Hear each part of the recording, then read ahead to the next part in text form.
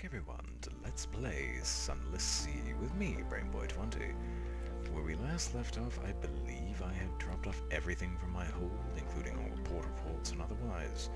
Got my fuel up to a somewhat respectable level, and I now need to purchase a bunch more fuel.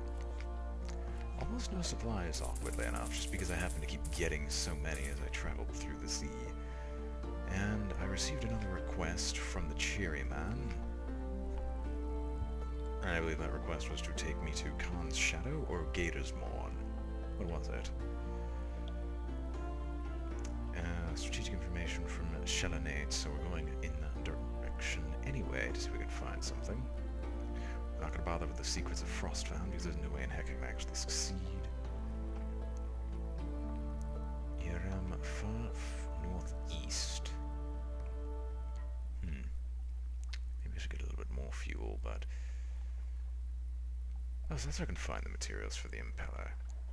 Element of Dawn, Casket of Sapphires, 40 units of Stygian Iron, and the Mechanic's Secret, and the Unsettling Stage to the King Eater's Castle.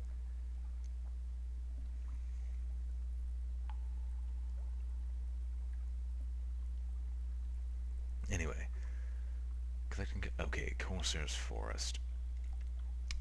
I'm actually going to stock up completely on fuel.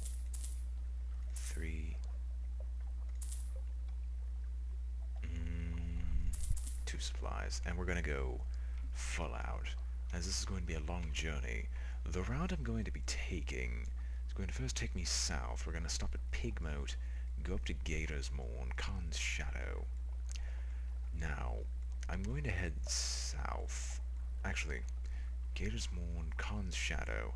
I'm going to head south in the hopes of locating Shelanate.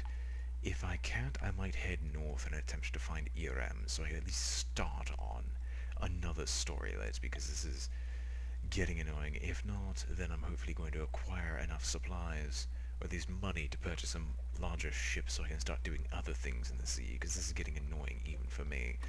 So without further ado, let's shove off. When we come back, I will see you all probably at Gator's Morn.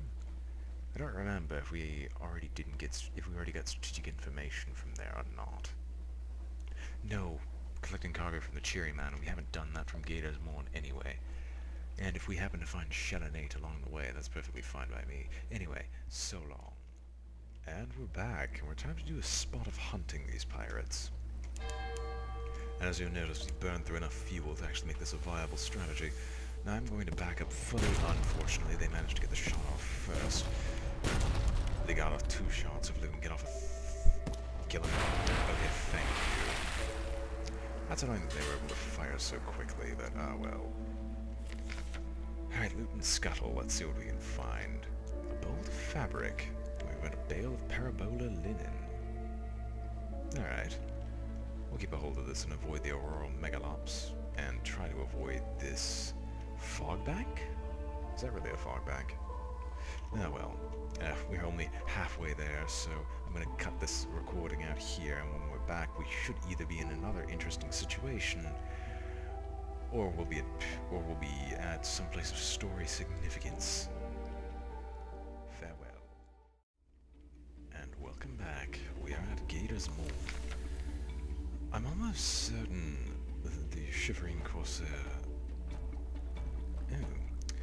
I'm almost certain that we haven't had this event before, but if we did, well, I'm doing it again anyway.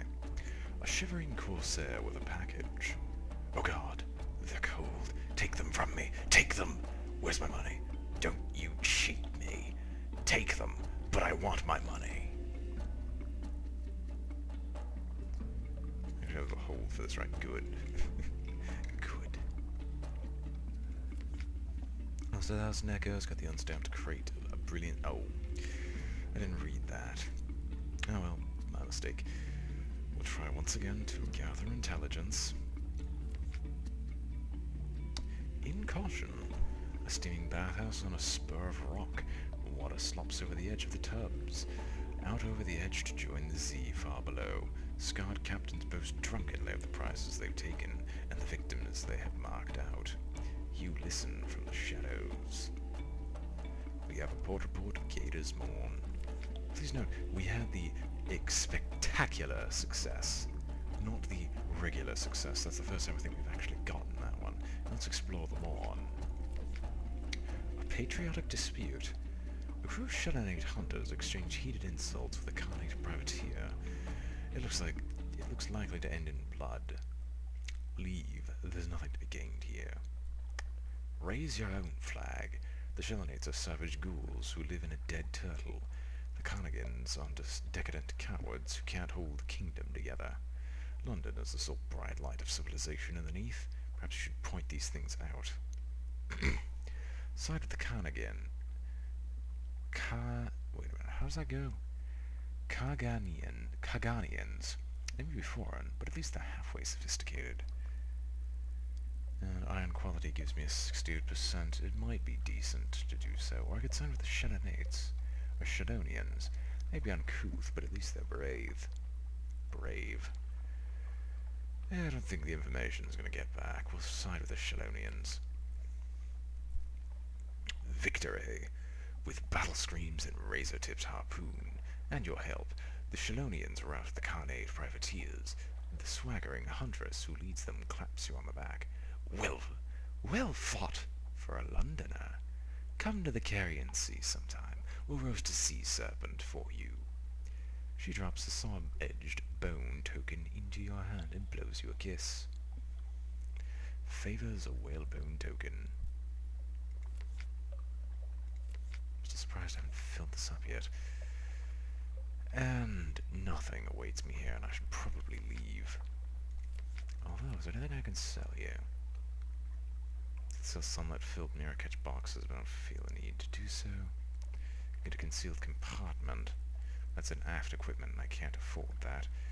I could sell my unstamped creative brilliant souls, but I don't see a reason to do so.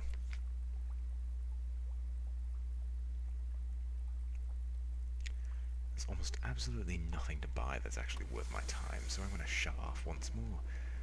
When we return, we will probably be past Khan's shadow and continuing my exploration in an attempt to find the Shellonians. Anyway, good day, and we'll see you again soon. Welcome back, everyone. We have just completed our business at Khan's shadow, and now we're on our way southeasternly in an attempt to locate... Well, we're just attempting to locate the Shellonians, at least their home. And the Sea of Lilies is right here. Interesting.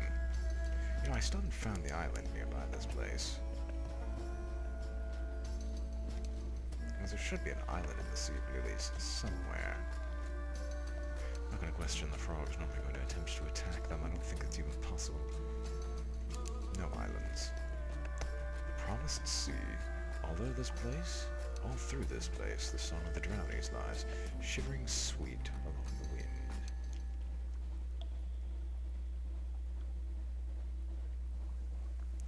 Fathom-king's hold is some distance in the east. I don't think I wish to be here, but I at least will mark it in my records.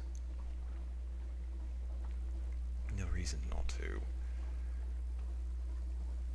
That is disturbing. I don't feel like knowing what that is. Anyway, here should be Fathom-king's hold.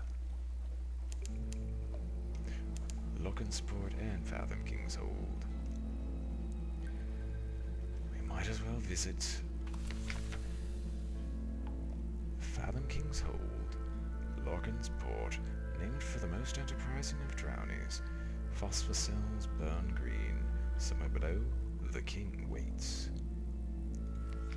Like an iceberg, like a bizarre master scheme, like the Neath itself, most of the hold is invisible. You see only a tiny portion of sculpted coral. The rest waits below the surface, with Fathom-king's bone rooms and aquaria, his pearl snares and his dining chambers. Descend into an audience with the Fathom-king. The Fathom-king's lord of the drownies, those dead who won't stop swimming. By some accounts, he's the lord of all who die at sea. Bring him a story to tickle his curiosity. Permit shore leave. Perhaps your sailors would like to take their air ashore. Something tells me this is a really bad idea, considering there's no requirements for this. trade for drowning pearls, or drowning pearls. The drownies have a peculiar appetite for skin tobacco, that silvery northern coral. They whisper and giggle as they haggle. Or compile a port report.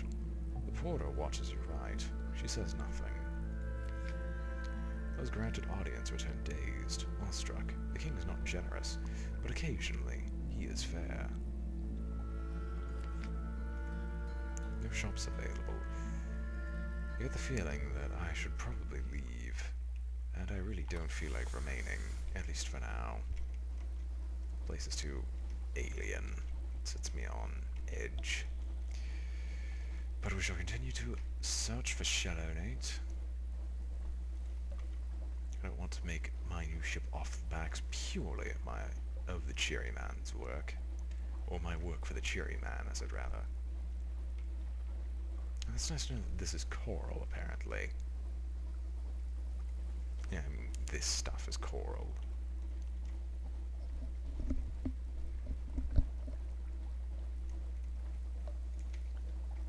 I swear we'll find an island eventually. Or we'll find the island they speak of. It will show up. And I'm guessing maybe at about 12 fuel I'm going to start the return trip back to London. If we don't find anything soon, we're going to back off. And now we enter the colonies. There is a wild and glorious scent in the air. Kind of light. Why do sailors fear this place? Laughter from the foredeck.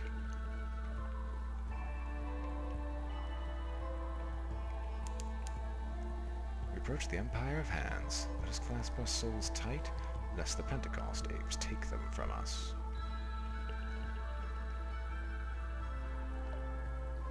That'd be nice to, know all these locations. Would they actually tell me what's going on? Like, is there an island nearby that I can land at?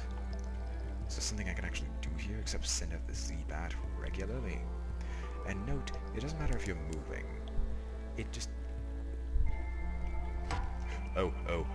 run. Glorious Dreadnought? What's this madness? And why'd this island only appear just now? Okay. I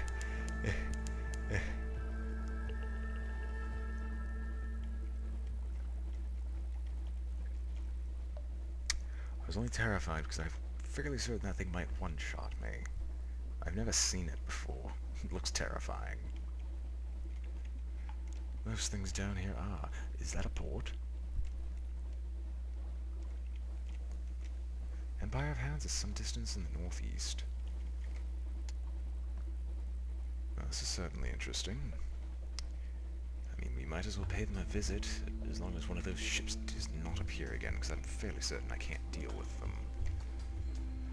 The worst part is going to be even slower at the end of this, as I haven't upgraded my engine. Just got the Empire of Hands, gained a secret. I should turn around.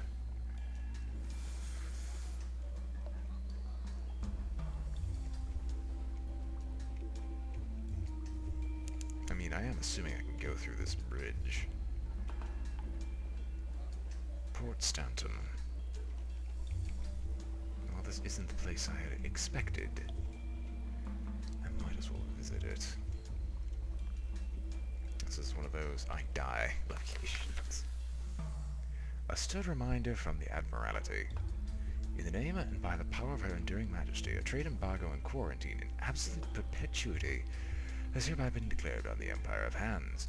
No ship of London is to permit aboard a Pentecost ape without express or prior permission of the Admiralty. Any and all acts of spearheadage are prohibited. They know what they did. Beware of stowaways. Keep a tight grip on your soul. Exempt from Standard Naval Regulations, Volume 4. The flea-ridden mare. With the regulations in mind, it is surprised to be greeted by a mere itchy monkey in a tattered yellow robe, barely walking with the help of a ceremonial staff. An official greeting. "Hello!" cries the mare, in a broken voice of one not yet used to human speech. "Come, make yourselves at home. All souls are welcome in the bountiful Empire of Hands." The crew shifts uncomfortably. They know the stories. It'll take more than a natural beauty of this place to make most of them risk shore leave. Empire of Hand's monkey business is now won. The apes watch you hungrily.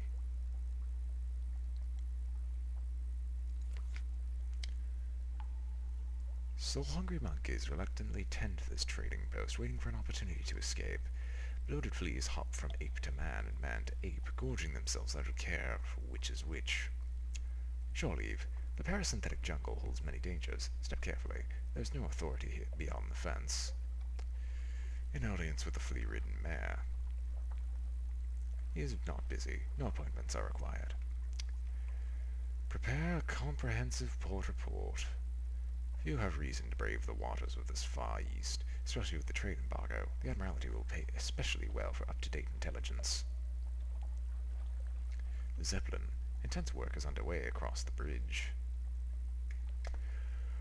We might have an audience with the mayor. What could go wrong? Oh, that was a shop. Sailing the Empire of Hands. Communal wooden boats offer free passage to all travelers willing to row between islands. Scouting trip, Sovereign Island. The wooden palace stretches across the whole island. Passage to it is lit by a field of tiny glim buoys. Scouting trip, the Ashes-ness. Neither man nor ape claims this volcanic remnant between islands. Haunted, they say. Ridiculous. Fountainhead Island. Ancient secrets peek out of the trees. Any may visit, but few penties ever bother to make the pilgrimage. Hearthsake Island. A thin pillar of greasy yet appetizing smoke rises from the only human settlement in the Empire. Let's visit with the mayor. King of an empty castle. A flea-ridden mayor scratches himself on a chair made of crates surrounded by boxes of long-forgotten trade goods. As a five-souled ape, he'd be able to petition for membership of court. For now, the trade embargo has left him trapped on the outside, a three-souled overseer with no talent for order.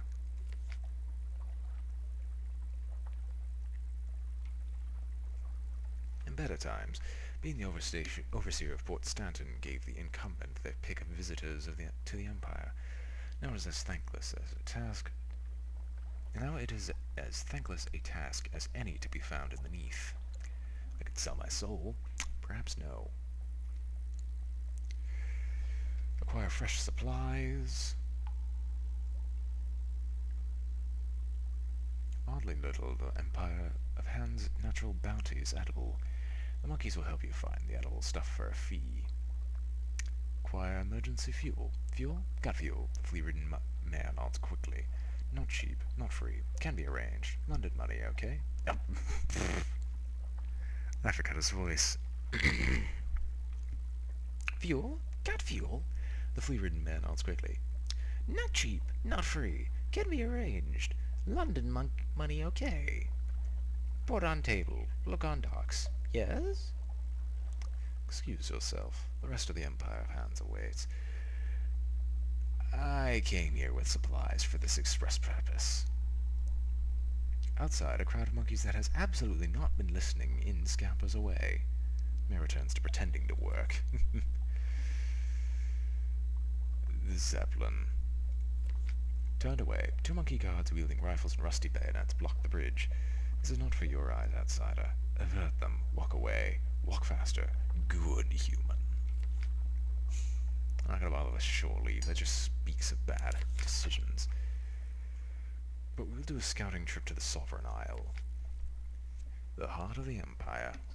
Many boats circle the isle, all keeping their distance. The one that gets closest is an extended rowboat painted in yellows, whites, and reds. 4 servant monkeys strain at the oars, while its true passenger sits in comfort behind a gauze curtain. For a moment an eye catches yours, but only for a moment. It would not do for a high-souled ape to see something so beneath its notice. I try to gain access to the court. Today the sprawling palace is called the Wild Weld Court. Tomorrow, who knows? The world of the Pentecost apes is one of cruel whimsy, where stolen traditions last only as long as their amusement. You gain access to the court. The gates are guarded by 2 armored monkeys that would look adorable, if not for the blood on their bayonets. Humans are not welcome without an invitation or a worthy gift for the Emperor. I think we'll go back to the boat. There's more sailing to be done today.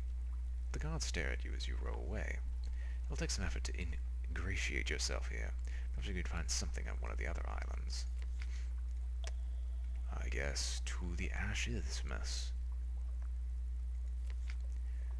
The trip offers a little time to think on the penties. Technically, they are monkeys rather than apes, but it is not tactful to remind them of this. To their high-souled faces, the accepted name is Pentecost Apes. In private, though, the BY monkeys is about as common. It is, one might say, an ad hominem insult.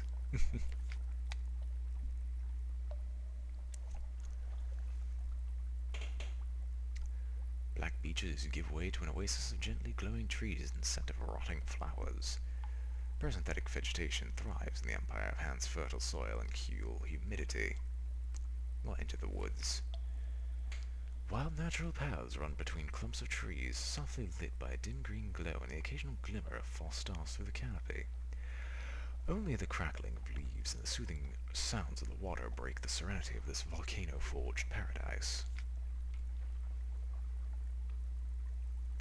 Hunt for supplies. Not many of the plants and berries here are familiar, but some of them at least look similar to the ones we've been eating back in Port Stanton. Relax in a hot spring. Steam and a hint of sulfur gently rise from a secluded natural pool flanked by trees and mushrooms. Return to the boat? I guess we might as well try. A moment for yourself. You slip out of your itchy clothes into the welcoming caress of hot, deep water. The salts and sweets of the sweats of sailing life melt away as you simply float, bare and free. Above, false stars glimmer bright enough to be worth wishing on. All around, the glow of the trees casts ambient calm and the silent peace. How long has it been since you had a moment like this? Since London? Longer? Explored Ashes, Methods now 2, lost 5 terror.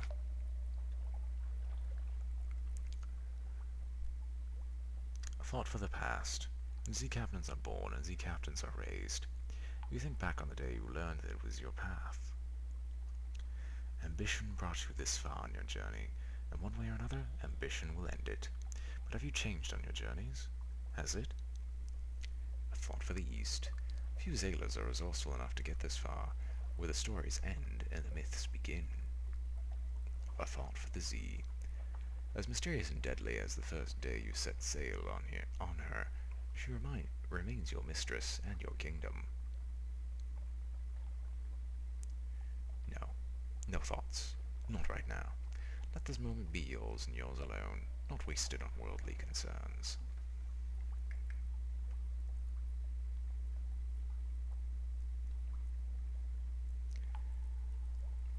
I have not been this far, ever, and so I'm going to take a guess. A thought from the past allows me to change what I once was, from a poet to something else. A thought from the future allows me to change my ambition, theoretically, to something much easier. A thought for the East, I think, just gives me generic items. A thought for the Z, I have no idea what this would give me. I think I'm going to choose Alone with My Thoughts, though. I don't want to change anything. I'm happy with my past, and who knows what this might give me. Heat wraps around your bare skin like a lover's embrace as you lean back and float in the deep pool. There's no responsibility here, no guilt, no sea monsters, no tomb colonists or sorrow spiders, or tentacles or nightmares in the dark. Just a moment of peace, to enjoy and celebrate for what it is. Just wait. What was that sound? Sounded like giggling? Caught. A tiny blonde girl perches, watching on a rock. Her innocent grin is spiced with mischievous glee. She moves like a monkey, but she giggles like an imp. At the look on your face at being caught bathing in her hot spring, and the one that floods onto it as she scoops up your clothes.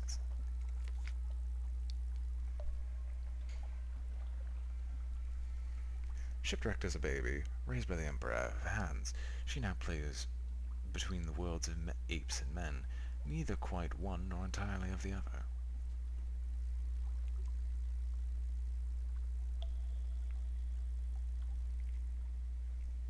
demand that she put those down at once. At once you shout, or there will be trouble. I'm not stupid. Desperate swim. Curse these relaxed limbs. The monkey foundling makes things interesting. She waits, grinning innocently, until you emerge from the hot spring with nothing but your strategically placed hands for modesty.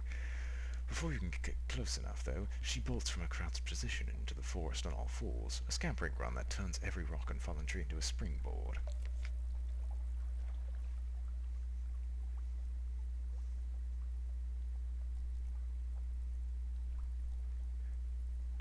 Chase the monkey foundling. Damn it! You cannot return to the crew like this. Yeah, I have some humility. Into the forest. The branches scrape against your skin, the damp mud squidges between your toes. There's no signs of the monkey foundling, but a track so easily followed. A forest clearing. The footprints lead here. She's not even attempted to hide them. It's as if she wants you to follow. Enough of this nonsense. Let's the crew do their worst. You're done here. I get the feeling this was their plan to get onto the ship. A shameful return. The crew is incapable of holding back its glee as you return from the ashes, and this with nothing but the dignity of your two hands can muster, and a newfound understanding of how difficult it is to form even the perfunctory clothing out of leaves and vine. If there's a bonus, it is that the smirks and jokes of the next few days do more to take the edge off sailing than a bottle of Morroway's finest. It will be a good while yet, before it is your authority that first springs to mind when they first see you giving orders. I could have tried to get the monkey foundling, but I get the feeling that if I would have gone any further, the apes might have taken advantage of it. I could be wrong, but it's in character, and I'll keep with it. Let's visit Fountainhead Island. A young, ancient empire. The Empire of Hands is hardly as old as they pretend, but mimicry and theft infuses their whole culture. If the Penties have come to think that rulers should be buried in ancient temples, then it is ancient temples they will build. It would hardly be the first time their attempts to mirror humanity have entirely missed the point.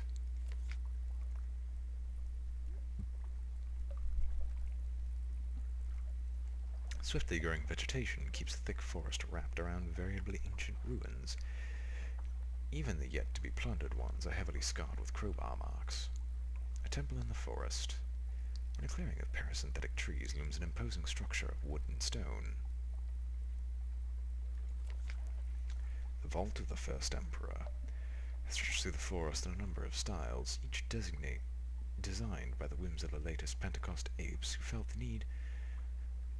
it needed to be made grander. It would take a dedicated team to break in and uncover its secrets. Perhaps you will bring one here later.